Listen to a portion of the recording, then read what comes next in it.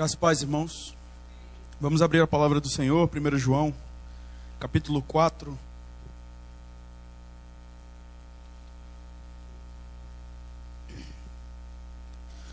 Do versículo 17 até o verso 21.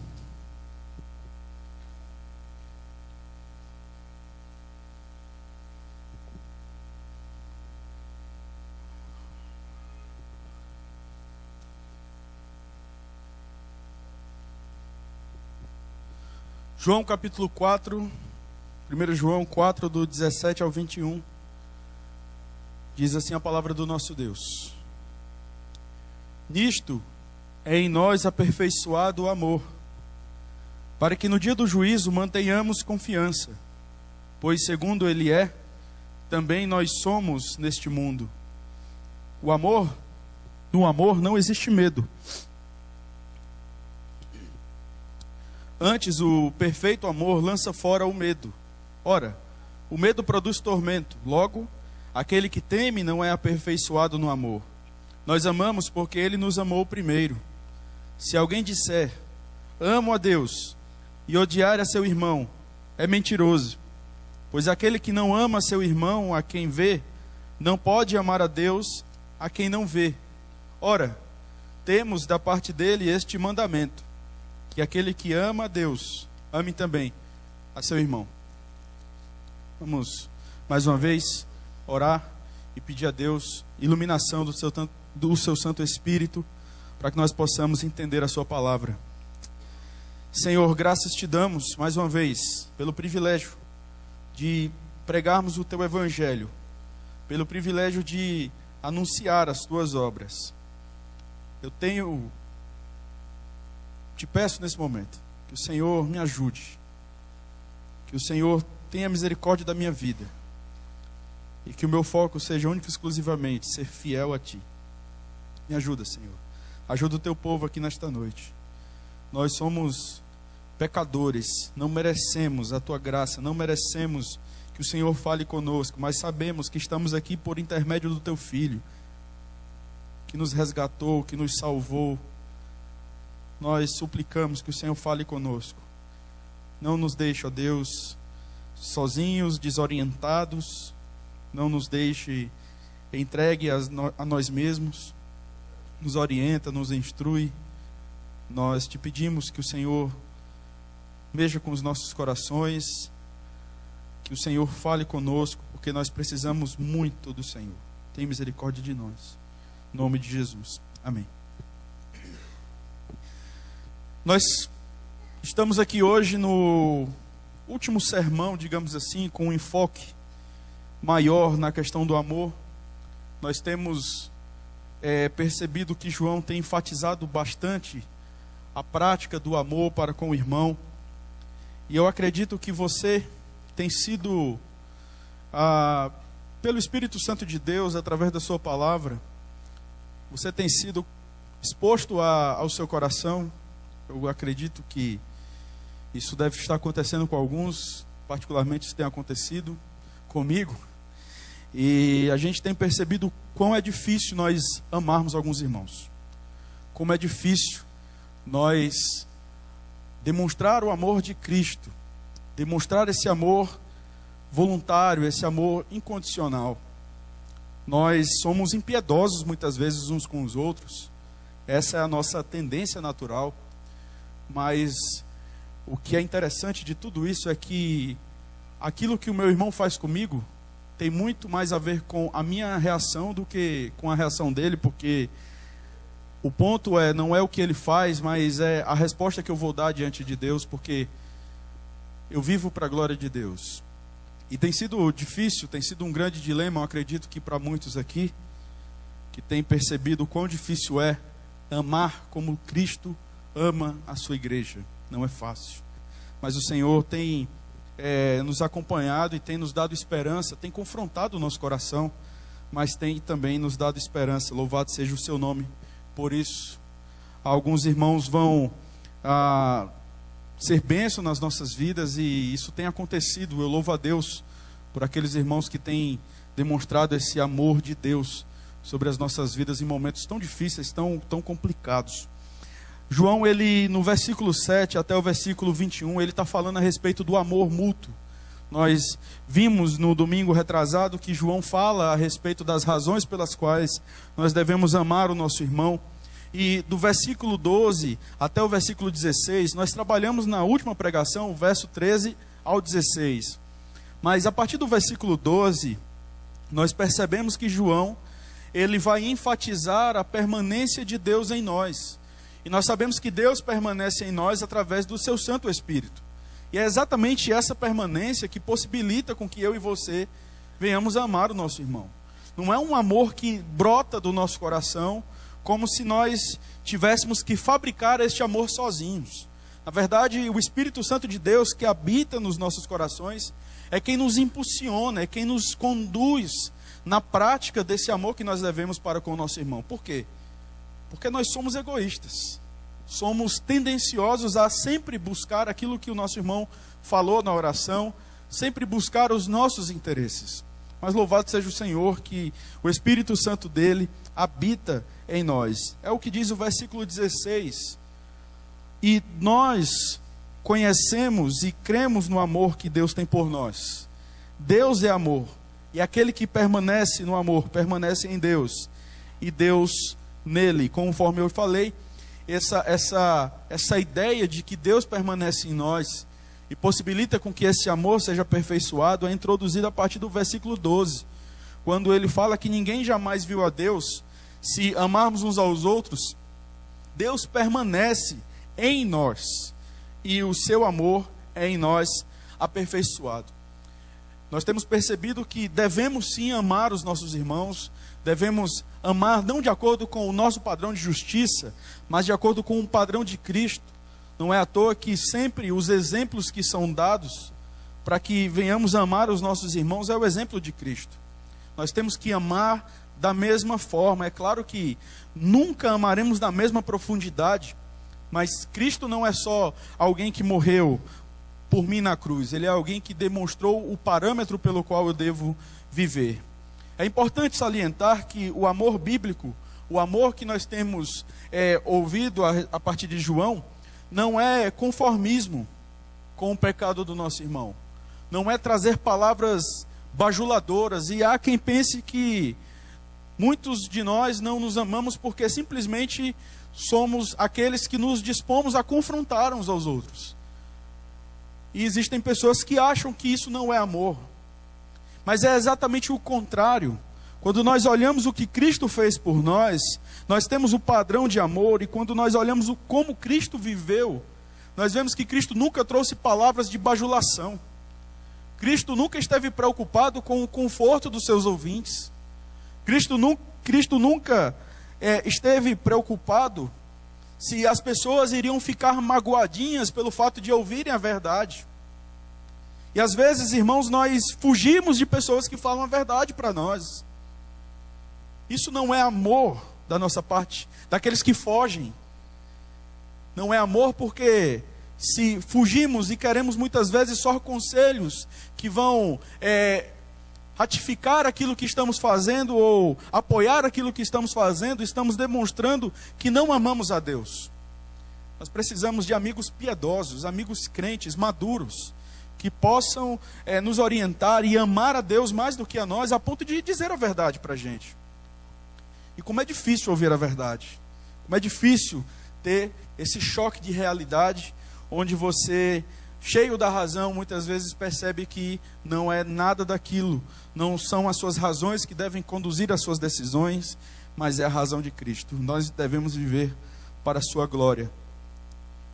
Se o amor deve fazer parte da vida dos cristãos, é o que nós temos observado durante toda a carta de João. Ele vai falar sobre o amor ainda no capítulo 5, mas não como a ideia principal. Mas até aqui ele tem exortado os seguidores a, olha, vocês devem amar uns aos outros, vocês devem amar como Cristo amou, vocês devem amar e ajudar aqueles que estão necessitados. A questão que fica é como saber que esse amor está sendo aperfeiçoado em nós. Uma vez que nós somos cristãos de verdade, esse amor ele encontra-se em nossos corações. não é uma qualidade que você vai buscar, é algo que já está presente, porque Deus está presente em você. E se Deus está presente em você, eu não preciso aqui gastar tempo e dizer, você precisa amar. A questão é, naturalmente, ao mesmo tempo que somos inclinados a fugir dos nossos irmãos, pelo fato de termos uma nova natureza, nós somos inclinados a buscar os interesses do nosso irmão. Nós somos inclinados a amar o nosso irmão. Mas como saber que esse amor ele está sendo aperfeiçoado em nós? E às vezes a gente fica nessa, onde é que eu estou? Em que caminhada eu estou? Será que esse amor é visível na minha vida? Será que de fato eu tenho amado os meus irmãos? E parece que quanto mais você conhece a carta de João, quanto mais você é confrontado, mais vem aquele sentimento de tristeza e decepção, Senhor. Eu achava que eu amava os meus irmãos, mas eu vejo que eu não amo. Eu não amo como eu deveria, eu não amo como a tua palavra me orienta, mas louvado seja Deus que no versículo 9 do capítulo 1, a palavra de Deus nos diz que se nós confessarmos os nossos pecados, Ele é fiel e justo para nos perdoar os pecados e nos purificar de toda injustiça. Se você não tem amado o seu irmão da forma como o Senhor espera, nós podemos confessar os nossos pecados hoje e sermos perdoados por Ele. Ele não só aponta os nossos erros, Ele modifica os nossos erros, Ele nos dá esperança. Mas a questão é, quais são os sinais de que o amor de Deus está sendo aperfeiçoado em nós? E nós temos pelo menos duas respostas aqui. Nós temos duas colocações, dois sinais, onde nós podemos continuar fazendo essa autoavaliação e perceber se este amor está sendo aperfeiçoado em nós ou não. Olha aí para o versículo 17 e o versículo 18. A palavra de Deus nos diz: nisto é em nós aperfeiçoado o amor, para que no dia do juízo mantenhamos confiança. Pois, segundo Ele é, também nós somos neste mundo. No amor não existe medo. Antes, o perfeito amor lança fora o medo. Ora, o medo produz tormento. Logo, aquele que teme não é aperfeiçoado no amor. Interessante, porque o primeiro sinal de que o amor de Deus está sendo aperfeiçoado em nós é que nós temos confiança para o dia do juízo. Nós temos confiança em Deus para que no dia em que Cristo voltar, nós não venhamos a nos afastar dele envergonhados. O amor de Deus nas nossas vidas é uma evidência que de fato nós pertencemos a Ele, que de fato Ele está em nós, se tornando cada vez mais visível em nossas vidas. E é por conta disso que nós podemos ter confiança quando Ele voltar. Mas existem pessoas no nosso meio, ou em outros contextos, que têm horror em pensar no dia da volta de Cristo. E se você não ama o seu irmão, se você é indiferente a ele, você tem muitos motivos para ter medo. Mas se você é alguém que tem buscado amar a Deus sobre todas as coisas, se você é alguém que não se contenta e se entristece com o fato de não amar o seu irmão como deveria, e busca em Deus mudar, você pode ter confiança no dia do juízo. Haverá um dia em que o Senhor voltará para julgar o mundo. E a gente não pode se esquecer deste fato. O Senhor conhece os nossos corações. Ele sabe das nossas obras. As nossas obras, elas não são meios de salvação, mas as obras são meios de condenação. É pelo que Cristo fez que nós seremos salvos. Mas o amor é a evidência que nós temos em nós mesmos e que testifica para nós que de fato Deus morreu em Cristo pelos nossos pecados. O texto inicia falando que nisto é em nós aperfeiçoado o amor. Essa expressão nisto aqui, ela traz aquilo que foi dito anteriormente e aquilo que vai ser explicado a partir de agora. O que foi dito anteriormente, no versículo 16, na parte B, é que Deus é amor e aquele que permanece no amor, permanece em Deus e Deus nele. Quando ele fala nisto, é o fato de Deus habitar em nós. É a presença de Deus em nós que faz com que esse amor, ele seja aperfeiçoado. É óbvio que o amor de Deus é perfeito. Mas a evidência desse amor em minha vida é amadurecido a cada dia, em cada momento.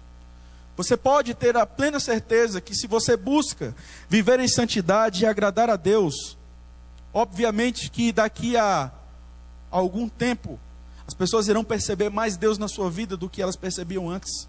Elas irão perceber mais o amor de Deus na sua vida do que hoje. Sim, nós precisamos buscar esse progresso. Nós precisamos buscar esse amadurecimento. Porque ao buscar esse amadurecimento, nós estamos evidenciando que de fato Deus habita em nós. E ele continua dizendo que o aperfeiçoamento desse amor tem um propósito. Olha o que é que ele fala aí. Para que no dia do juízo, ou seja, o dia onde o Senhor voltará para julgar o mundo, mantenhamos confiança. O propósito do aperfeiçoamento do amor em nós é a confiança que nós teremos naquele grande dia. É interessante porque é a segunda vez que João utiliza a expressão confiança para falar a respeito do retorno de Cristo.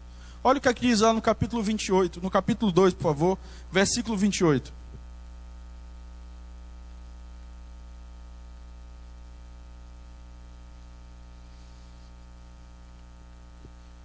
1 João 2, 28. Filhinhos, agora pois, permanecei nele, para que quando ele se manifestar, tenhamos confiança e dele não nos afastemos, envergonhados na sua vinda. O aperfeiçoamento do amor, segundo João, vai também aperfeiçoando a nossa confiança no grande dia, no dia em que o Senhor voltará para julgar o mundo. Nós não podemos negligenciar este fato. O Senhor voltará. Acreditando nós nisso ou não, o Senhor voltará. Mas o texto continua.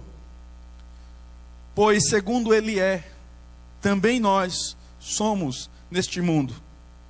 Aqui nós temos uma referência a Cristo.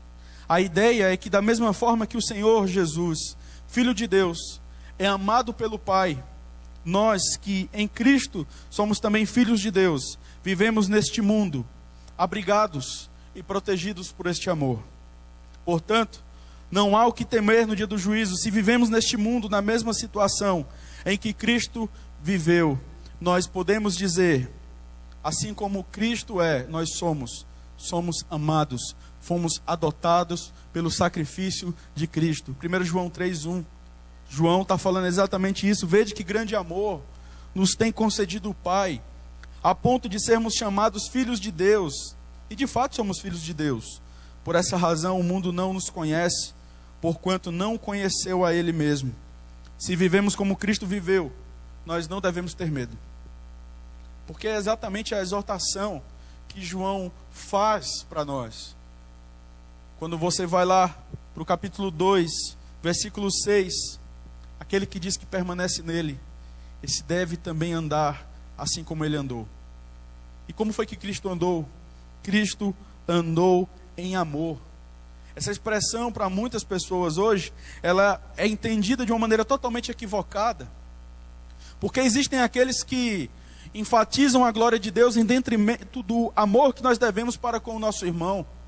Mas é exatamente pelo fato de amarmos a glória de Deus que nós devemos amar os nossos irmãos. Porque Deus ama os nossos irmãos, apesar de quem somos.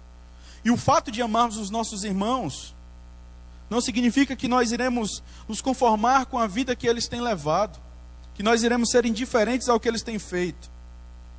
Mas nós devemos nos doar mais pelos nossos irmãos, nos colocar mais diante do Senhor, para fazermos a sua vontade em relação a esse amor.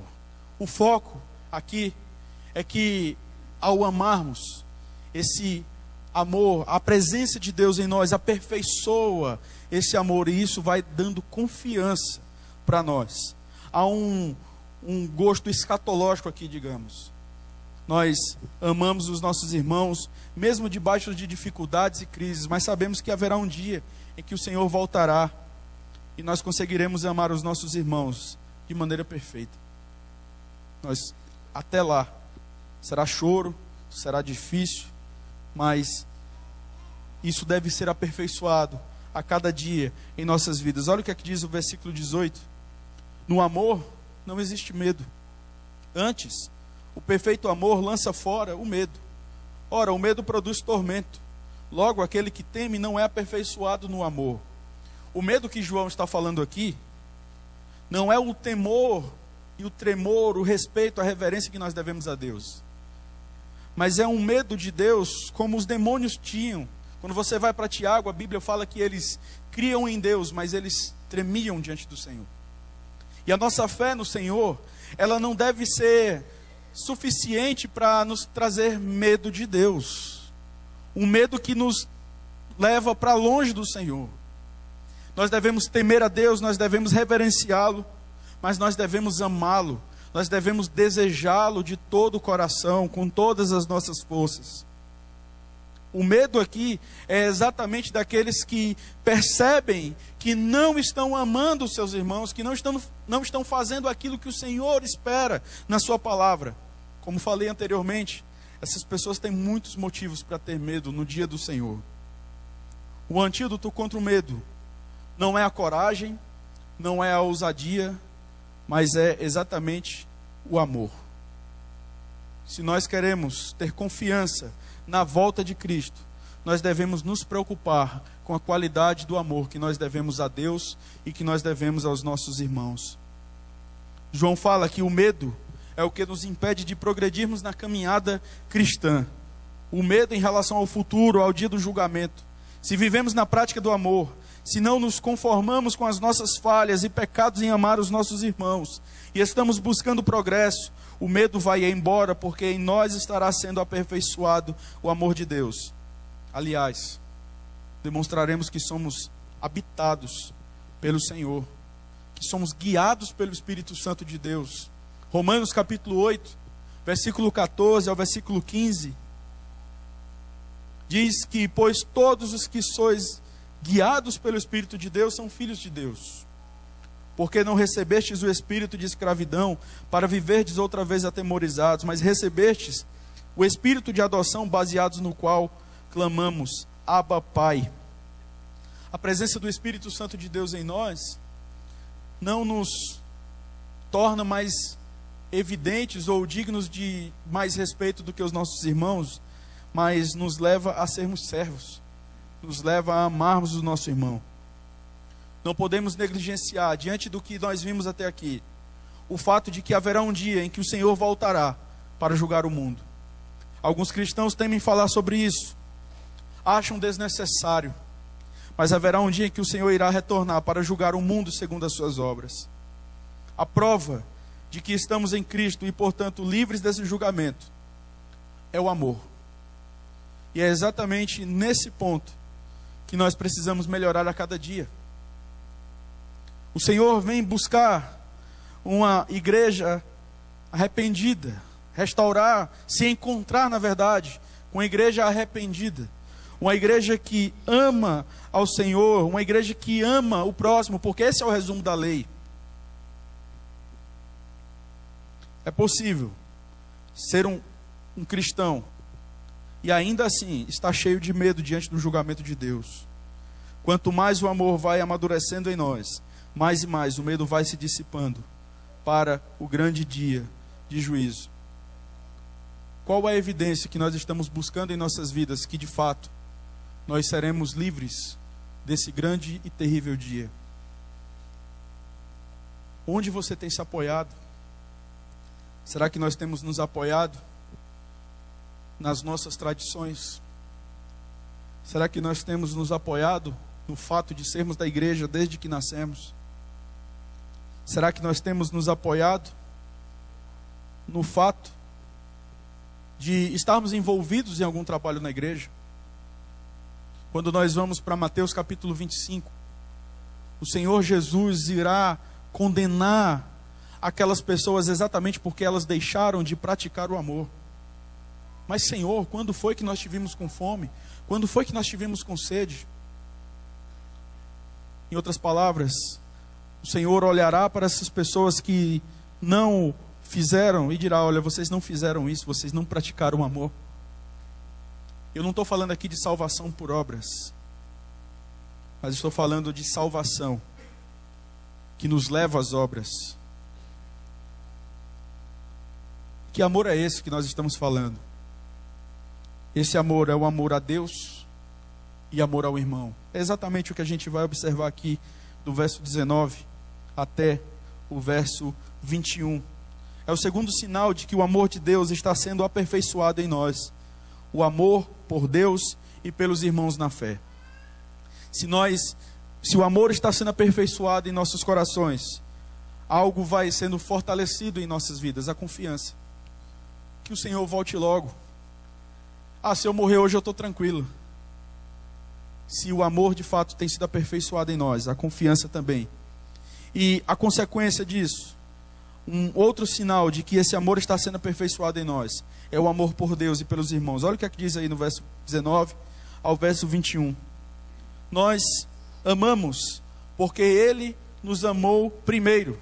Se alguém disser, amo a Deus, e odiar a seu irmão, é mentiroso. Pois aquele que não ama a seu irmão a quem vê, não pode amar a Deus a quem não vê. Ora, temos da parte dele este mandamento, que aquele que ama a Deus, ame também a seu irmão. No verso 19, ele vai dizer que esse amor que nós devemos, não só a Deus, mas aos irmãos, mas ele enfatiza um pouco mais a questão de Deus aqui, é uma resposta.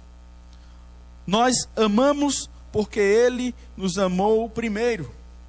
Todo verdadeiro amor é uma resposta à iniciativa de Deus.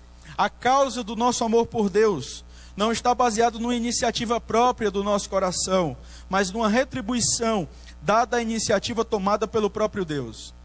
E se Deus ama somente a sua igreja, e se Deus ama somente os seus eleitos, somente aqueles que foram alcançados pelo amor salvífico de Deus, conseguem amar como Deus espera. Somente. Não tem outra resposta. Se o amor é uma retribuição, se o amor é uma resposta diante daquilo que Deus fez por nós, o amor não é uma reação. E às vezes a gente está esperando que o irmão faça algo para que o nosso amor por ele reaja. É aquela coisa, meu coração não bate por aquele irmão hoje. Mas, se ele fizer alguma coisa que vai me agradar, aí pode ser que eu ame. O amor não é uma reação. O amor é uma resposta. Uma resposta diante do amor que Deus teve e tem por nós. Se Deus ama a mim, mesmo tendo todos os motivos do mundo para acabar com a minha vida, mesmo tendo todos os motivos do mundo para não querer me chamar de filho, se Deus ama a minha vida, eu devo amar o meu irmão. E essa é a parte mais trágica na caminhada cristã. Porque isso constrange o nosso coração. Porque muitas vezes nós temos vontade de desistir dos nossos irmãos. Eu não sei se você já teve essa vontade, eu já tive muitas vezes.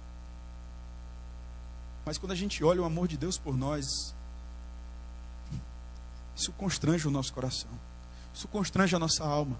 Nós amamos porque Ele nos amou primeiro. Nós não somos bichos.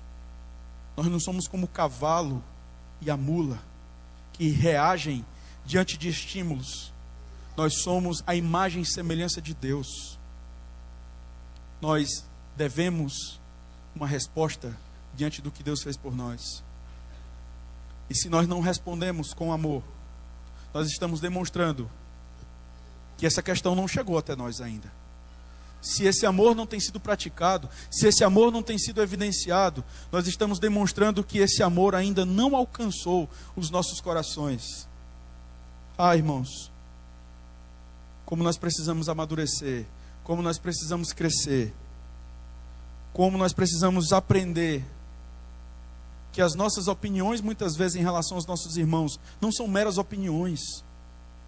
A Bíblia tem todo um parâmetro, todo um caminho, para que a gente possa se reconciliar com os nossos irmãos, para que a gente possa resolver os nossos problemas, confrontar os nossos irmãos em amor.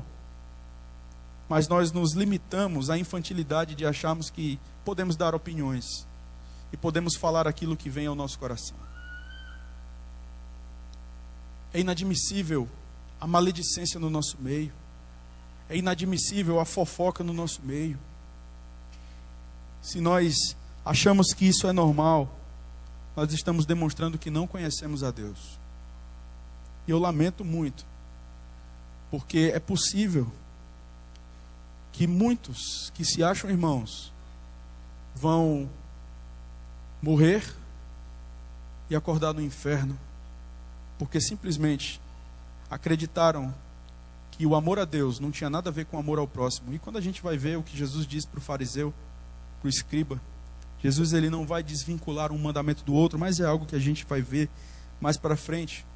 O amor que nós devemos a Deus é uma resposta ao seu amor por nós. Lucas capítulo 7, versículo 47, por isso te digo, perdoados lhes são os seus muitos pecados, porque ela muito amou. Mas aquele a quem pouco se perdoa, pouco se ama. Quanto mais nós temos consciência do que Cristo fez por nós, quanto mais nós temos consciência da santidade de Deus, da nossa pecaminosidade, do que Deus fez por nós, é inevitável, muito mais nós amamos a Deus. João 15, 16, Jesus ele olha para os discípulos e diz: olha, não foste vós que me escolhestes a mim, pelo contrário, eu vos escolhi a vós outros e vos designei para que vades e deis fruto e o vosso fruto permaneça. Matthew Henry, um comentarista puritano, ele fala que seu amor é um incentivo, o motivo e a causa moral do nosso amor. Ou seja, aquilo que nós falamos é uma resposta. Nosso amor é uma resposta ao amor de Deus por nós. Uma resposta a Ele e que resvala na vida dos nossos irmãos. É o que ele diz no verso 20. Se alguém disser, amo a Deus, e odiar o seu irmão, é mentiroso. Pois aquele que não ama seu irmão a quem vê, não pode amar a Deus a quem não vê. O verdadeiro amor lança fora o medo. Mas o verdadeiro amor lança fora também o ódio. E nos aproxima das pessoas. É interessante perceber que João fala em tom de uma profissão de fé. Se alguém disser, amo a Deus, mas odiar o seu irmão, essa pessoa é mentirosa, ou seja, a sua profissão de fé, o seu credo, aquilo que ele diz acreditar, é espúrio, é mentira. Tiago capítulo 2, versículo 14 ao versículo 17, nós vemos exatamente essa ideia. Meus irmãos, qual é o proveito se alguém disser que tem fé, mas não tiver obras? Pode acaso semelhante fé salvá-lo? Se um irmão ou uma irmã estiverem carecidos de roupa e necessitados do alimento cotidiano, e qualquer dentre vós lhe disser, ide em paz, aquecei-vos e fartai-vos, sem contudo lhes dar o necessário para o corpo, qual é o proveito disso? Assim também a fé, se não tiver obras, por si só está morta. E entenda-se que obra como amor pelo irmão. Se nós falamos que temos fé em Deus, mas não amamos os nossos irmãos, a nossa fé é uma grande mentira. Podemos até professar algumas coisas legítimas, podemos até defender algumas coisas legítimas, demonstrar que temos até zelo pela teologia, mas se somos incapazes de amar o nosso irmão, a nossa fé se volta contra nós no grande dia, para que venha nos condenar. Alegar que conhecemos a Deus e que temos comunhão com Ele quando andamos nas trevas da desobediência é mentira. Alegar que possuímos o Pai quando negamos a divindade do Filho também é mentira, e tudo isso a gente tem visto em João até aqui. E por último, alegar que amamos o Pai quando odiamos os nossos irmãos é mentira. Se nós simplesmente nos contentamos com o fato de não nos relacionar com os nossos irmãos, nós podemos dizer que a nossa fé é mentirosa. Porque se amamos a Deus, nós amaremos os nossos irmãos. E como isso tem sido confrontador para nós. E como isso tem sido difícil para todos nós. Porque a impressão que nós temos é que algumas pessoas permanecem indiferentes a isso. E a impressão que nós temos é que parece que isso pouco importa, mas nós estamos falando aqui, irmãos, a respeito do dia do juízo de Deus. O Senhor voltará para condenar o mundo. E não se apoie no fato de ter sido batizado na igreja. Não se apoie no fato de professar uma fé reformada. Se Cristo não morreu por você, especificamente por você, e você não tem evidenciado isso através de uma vida de amor, você pode ter certeza que no dia da volta de Cristo, Ele olhará para você e dirá: apartai-vos de mim, eu não vos conheço. Como é difícil, irmãos, a caminhada cristã. A vida cristã não é tão glamurosa quanto a história de muitos dos nossos irmãos reformadores. A vida cristã, ela é difícil. E a vida de muitos dos nossos irmãos reformadores, eu falo assim porque enfatizamos muitas vezes aquelas coisas extraordinárias. Mas nós nos deparamos com este fato tão importante, que é o amor ao próximo. Pois aquele que não ama seu irmão a quem vê, João continua, versículo 20, parte B. Pois aquele que não ama seu irmão a quem vê, não pode amar a Deus a quem não vê. João argumenta que é mais fácil amarmos o que vemos do que o que não vemos. Aquele que não ama seu irmão a quem vê, não pode amar a Deus a quem não vê. Não adianta afirmarmos que amamos a Deus se não amamos os nossos irmãos, se somos indiferentes a eles, se assumimos uma postura de ódio. Toda pretensão de amor a Deus é ilusão, se não vem acompanhada por um amor altruísta, ou seja, um amor que se doa pelo próximo e que pratica de fato, que busca ajudar os irmãos em suas necessidades. Matthew Henry, ainda falando sobre esse texto, ele diz: o cristão tem em si, de forma visível, muita coisa da parte de Deus. Como então aquele que odeia a imagem visível de Deus pode pretender amar o original, o invisível, o próprio Deus?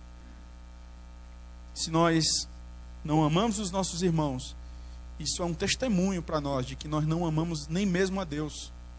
Porque se você for ver o resumo da lei, conforme nós vimos lá em Mateus, e vamos ver aqui no verso 21, onde o Senhor coloca o mandamento de amar a Deus sobre todas as coisas e ao próximo juntos. Isso de fato se constitui num resumo daquilo que é os 10 mandamentos. Se nós não amamos os nossos irmãos, porque os últimos mandamentos, os últimos 6 mandamentos são referentes ao nosso próximo, nós estamos demonstrando que estamos desconsiderando o Senhor das leis, aquele que estabeleceu todos os 10 mandamentos. E em última análise, nós não amamos a Deus, que nos manda amar o nosso irmão, porque não estamos nem aí para aquilo que Ele ordenou para nós. Olha o que diz o verso 21, nós vamos caminhando para o fim. Ora, temos da parte dele este mandamento, que aquele que ama a Deus, ame também a seu irmão. Eu quero mais uma vez ler o que diz Mateus. Abra lá em Mateus 22, versículo 36 ao versículo 40, porque é exatamente essa ideia. Ambos os mandamentos estão ligados. Mateus 22, do 36 ao 40.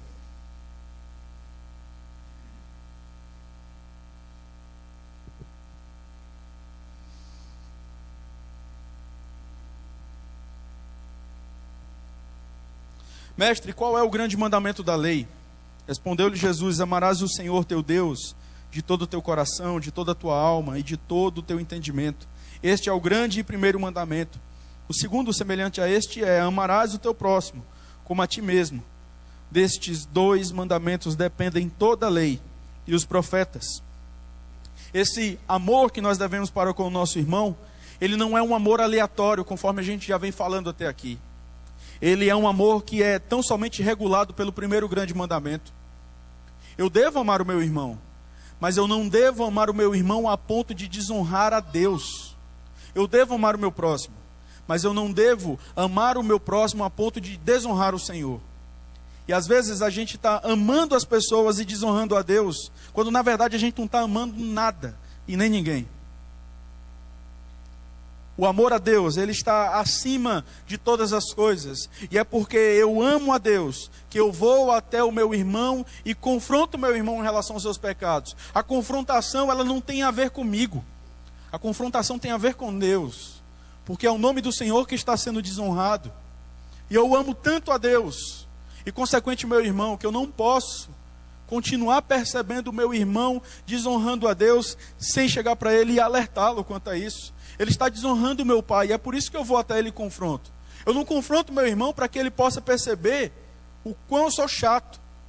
Eu não confronto meu irmão para que ele venha perceber o quão eu sou santo e perfeito.